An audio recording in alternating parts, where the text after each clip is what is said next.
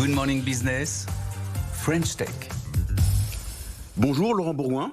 Bonjour. Vous êtes le cofondateur de SAMP. SAMP, c'est une deep tech française spécialisée dans la conception de jumeaux numériques de sites industriels sensibles. Alors, déjà, qu'on comprenne bien, un jumeau numérique, qu'est-ce que c'est ?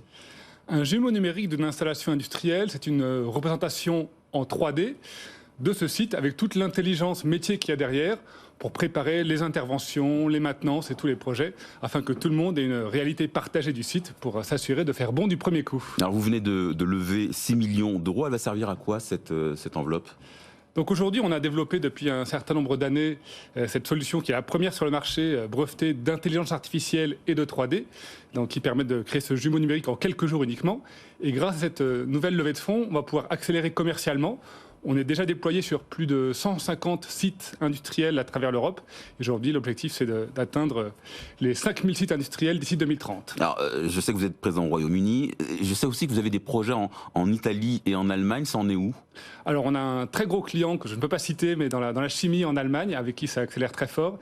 Et en Italie, avec les grosses utilities du nord de l'Italie, ceux qui gèrent les réseaux d'électricité, d'eau et de production énergétique. Alors, vous ne pouvez pas citer, mais un gros chimiste en Allemagne. Voilà. Il y a certains noms qui arrivent tout de suite. Des contrats en vue hors d'Europe ? Oui, alors on a déjà un contrat en signature en Australie et également ce qu'on appelle de l'inbound, donc des gens qui viennent nous voir pour adopter notre technologie en Amérique du Nord, à la fois au Canada et aux États-Unis, où le marché a l'air très, très porteur pour nous. Et le Moyen-Orient, ça vous intéresse pas ? Alors on a pas mal de requêtes de ce côté-là aussi. C'est un marché qui est pas évident, donc on va sans doute y aller avec certains de nos clients et partenaires qui ont déjà une présence locale. Pas évident, pourquoi ? Alors à la fois au niveau contractuel, c'est des clauses contractuelles qui sont pas simples pour nous. On est encore une jeune entreprise.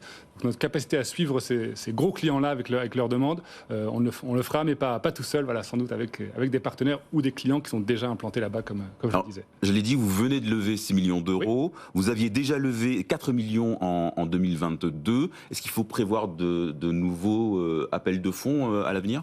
Alors c'est une excellente question.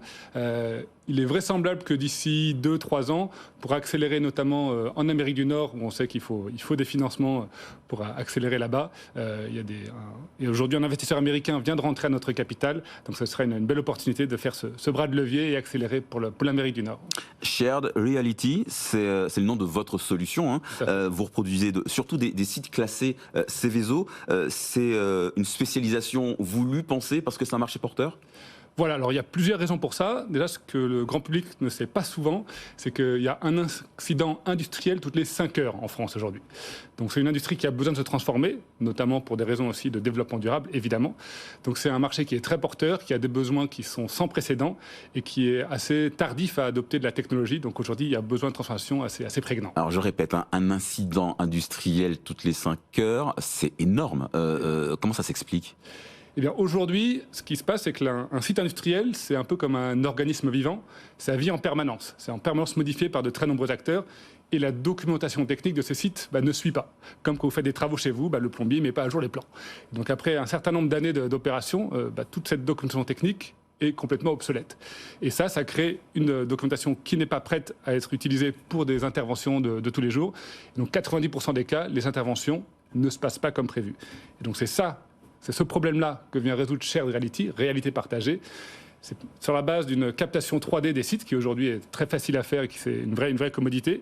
Notre intelligence artificielle vient automatiquement retrouver tous les équipements et mettre à jour et vérifier la conformité avec les plans, les schémas, pour partager à tout le monde cette réalité du terrain qui est fiable et à jour. Alors parmi vos clients, il y a Engie. Oui. C'est votre ancienne maison, si je suis bien renseigné, qui a également investi dans votre projet via Engie New Venture. Ça vous rend pas un peu dépendant de votre partenaire ? Alors Engie a été très intéressant pour nous au départ de l'aventure, pour récolter vraiment les besoins métiers, les premiers adoptants, pour vérifier la valeur ajoutée et le fameux product market fit. Aujourd'hui, on a bien conscience que c'est un de nos clients parmi d'autres, et aujourd'hui, il représente une partie relativement limitée de notre chiffre d'affaires par rapport à tous nos clients. Et vous avez 26 collaborateurs aujourd'hui, c'est ça ? Une trentaine ? 30 à date aujourd'hui. 30 à date, d'accord, 3 personnes qui viennent de nous. Il faut avoir quel profil pour travailler chez SAMP ? Alors, on a plein de types de profils différents. On a commencé très, très deep tech, donc avec beaucoup d'experts en intelligence artificielle, des développeurs, des spécialistes de la 3D. Et de plus en plus, on recrute des gens qui viennent de l'industrie pour connaître vraiment le besoin réel du terrain et des commerciaux pour s'étendre dans toute l'Europe, en particulier dans différents pays que vous avez cités, l'Italie, l'Allemagne, le Royaume-Uni, où on recrute activement actuellement. Vous recrutez et vous trouvez des candidats? Alors, on a de la chance. Où est-ce que vous avez on des trouve difficultés? assez facilement dans notre secteur, puisqu'on a un peu les 3 mots-clés qui marchent bien. 3D, intelligence artificielle et développement durable. Souvent, sur une offre, on en reçoit pas mal de CV. Et ces CV, ils émanent parce que vous parlez donc de responsabilité. Les candidatures sont des candidatures de gens qui sont en quête de sens, c'est ça?